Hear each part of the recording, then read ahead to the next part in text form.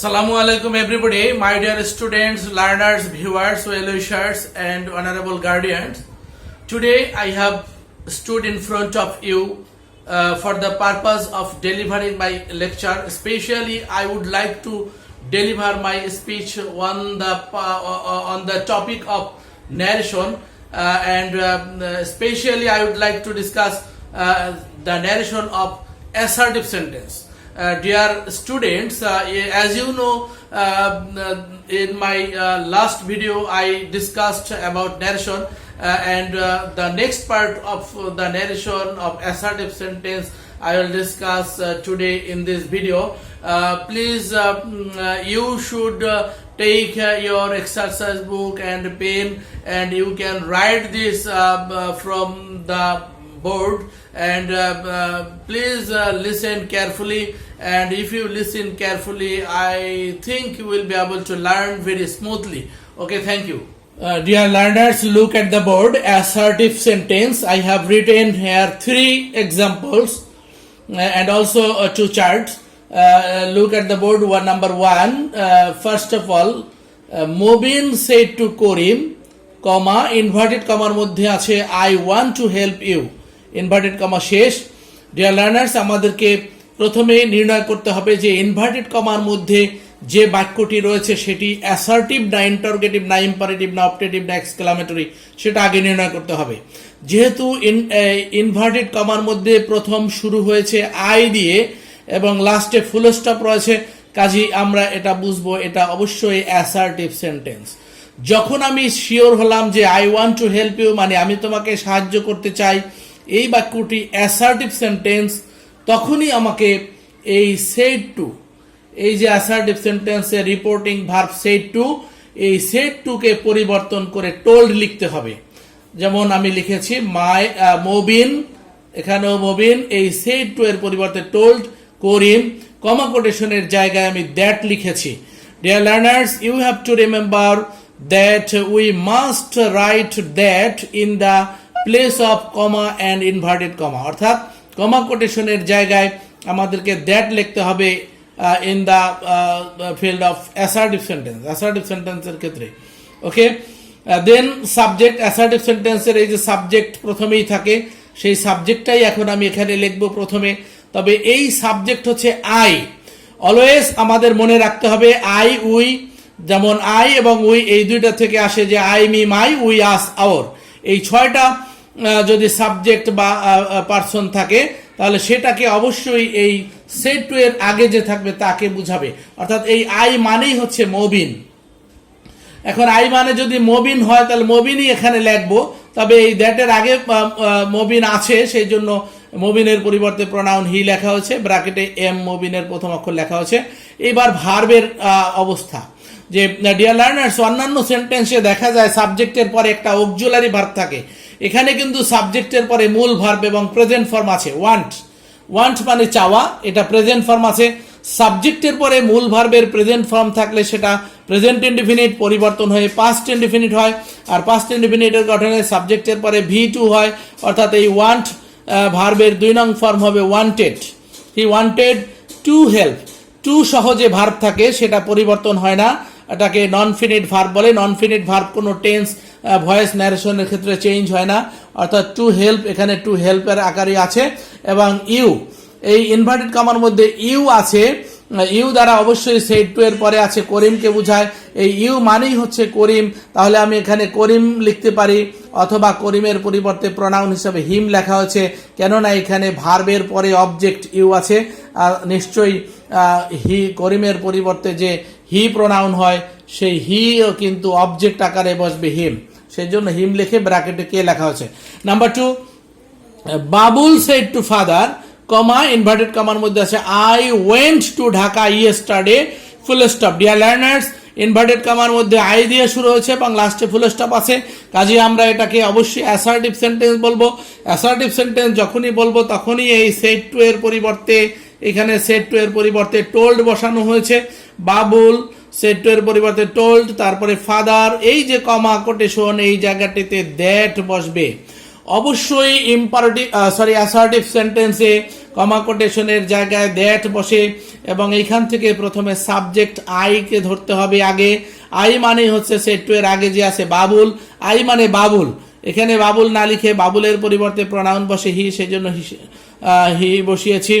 তারপরে এখন ভার্বের অবস্থা 1 নম্বরের মতোই ডিয়ার লার্নার্স, এখানেও সাবজেক্টের পরে অক্সিলারি ভার্ব নাই। সাবজেক্টের পরে অক্সিলারি ভার্ব থাকে না শুধুমাত্র প্রেজেন্ট ইনডিফিনিট এবং পাস্ট ইনডিফিনিটের ক্ষেত্রে। আই এর পরে এখানে যে ওয়েন্ট আছে এটা মূল ভার্ব গো ভার্ব থেকে এসেছে। গো মানে যাওয়া, সেটার পাস্ট ফর্ম, যেহেতু সাবজেক্টের পরে পাস্ট ফর্ম কাজেই এটাকে আমরা পাস্ট ইনডিফিনিট টেন্স বলতে পারি। আর পাস্ট ইনডিফিনিট টেন্স পরিবর্তন হয়ে পাস্ট পারফেক্ট টেন্স হয়। পাস্ট পারফেক্ট টেন্স করতে হলে অবশ্যই হ্যাড লাগে। সাবজেক্টের পরে একটা মাত্র অক্সিলারি ভার্ব হ্যাড এবং হ্যাডের পরে V3, অর্থাৎ এই যে ভি ভার্ব ওয়েন্ট, এটার 3 নম্বর ফর্ম হলো gone. He had gone to Dhaka. Yesterday থাকলে দি প্রিভিয়াস ডে হয়। ডিয়ার লার্নার্স, নৈকট্যবাচক শব্দ দূরত্ববাচক শব্দে পরিবর্তন হয়, সেজন্যই এই ইয়েস্টারডের পরিবর্তে দি প্রিভিয়াস ডে বসানো হয়েছে।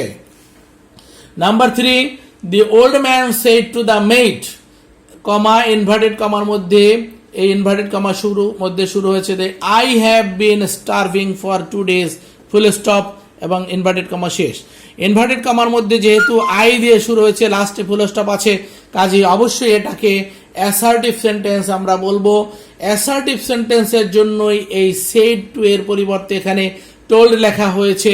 তাহলে the old man told the maid, এই যে অ্যাসার্টিভের কারণে এই কমা কোটেশনের জায়গায় দ্যাট বসানো হয়েছে।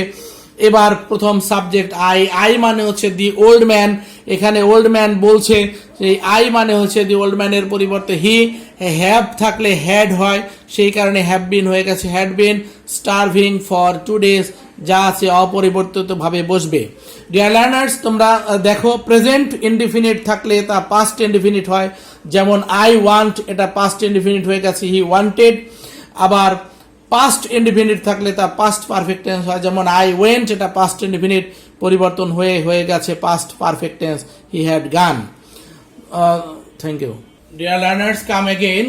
Example number 4, the boy said to his father, comma inverted কমার মধ্যে ইউ উইল গিভ মি 1000 টাকা ফুল স্টপ। ইনভার্টেড কমার মধ্যে যে বাক্যটি আছে সেটি আমরা দেখব। ইনভার্টেড কমার মধ্যে শুরু হয়েছে ইউ দিয়ে এবং লাস্টে ফুল স্টপ আছে। নিঃসন্দেহে undoubtedly it is an assertive sentence. You will give me 1000 টাকা, তুমি আমাকে 1000 টাকা দিবে, এটা কে বলেছে? দি বয়। তাহলে অ্যাসার্টিভ, সেই জন্য সেড টু এর জায়গায় এই যে সেড টু, এই সেড টু এর জায়গাটিতে টোল্ড লেখা হয়েছে। দি বয় টোল্ড হিজ ফাদার, কমা কোটেশনের জায়গায় দ্যাট বসে। অ্যাসার্টিভ সেন্টেন্স হলে কমা কোটেশনের জায়গাটিতে দ্যাট বসবে কনজাংশন হিসেবে।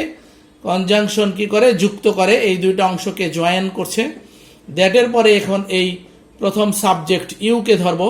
ইউ মানেই হচ্ছে, dear learners, I have mentioned it so many Times. Inverted কমার মধ্যে ইউ থাকলে সেই ইউ অবশ্যই সেড টু এর পরে যে থাকবে তাকে বুঝাবে। তার মানে এই ইউ মানে হচ্ছে ফাদার। তাহলে এই যে ফাদারের রেফ্লেক্সি এবং ইউ, ফাদারের পরিবর্তে প্রোনাউন হি বসিয়েছি। উইল থাকলে উড, শ্যাল বা উইল যেটাই থাকুক, যখন সেটা সাবজেক্ট পরিবর্তন হয়ে যায় তখন সেটার ক্ষেত্রে উড হয়। উইলের পরে যেমন গিভ প্রেজেন্ট ফর্ম বসবে, উডের পরেও মূল ভার্ব প্রেজেন্ট ফর্মই বসে। মি, মি মানে ফার্স্ট পারসন, এটা অবশ্যই দি বয় বলেছে আমাকে 1000 টাকা দিবে। আমাকে মানে বয়কে, অর্থাৎ এই মি মানে হলো দি বয়। তো দি বয়ের পরিবর্তে মি হচ্ছে যেহেতু অবজেক্ট, সেই জন্য দি বয়ের পরিবর্তে হি এবং হিম হয়। অবজেক্ট হিসাবে হিম বসে, সেই জন্য হিম লিখে ব্র্যাকেটে বি লিখছে, তারপর 1000 টাকা full stop. Number 5, Sujan said to Rumana, comma inverted comma শুরু। ইনভার্টেড কমার মধ্যে আছে you have done a lot for me full stop.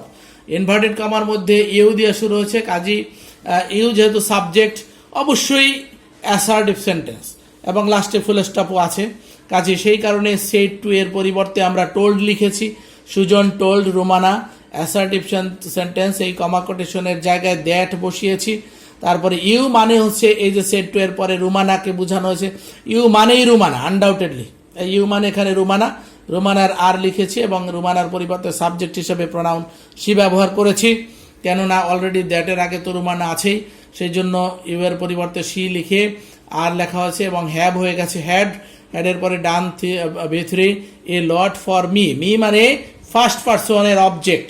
First person অবশ্যই সেট টু এর আগে যে থাকবে তাকে বোঝায়।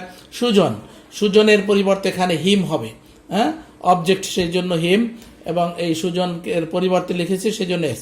Number 6, mother said to me I did not call you here, মা আমাকে বলল আমি তোমাকে এখানে ডাকিনি। এই যে ইনভার্টেড কমা শুরু, এর মধ্যে আছে আই দিয়ে শুরু হয়েছে, লাস্টে full stop, undoubtedly it is an assertive sentence.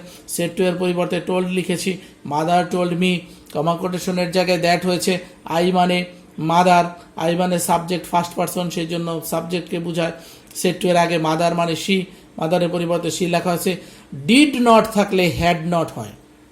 হ্যাঁ, the change of auxiliary verb এর রুল যেখানে আমি লিখেছি, সেখানে ডু নট ডাজ নট থাকলে ডিড নট হয়, আবার ডিড নট থাকলে হ্যাড নট হয়, সেই জন্য এই যে ডিড নট এর জায়গায় হ্যাড নট লিখেছি। যেহেতু হ্যাড, সেই জন্য এই হ্যাডের পরের ভার্বটি অবশ্যই পাস্ট পারফেক্ট টেন্স হবে, সেই জন্য পাস্ট পার্টিসিপল হবে, সেই জন্য হ্যাড কল্ড ইডি যুক্ত হয়েছে।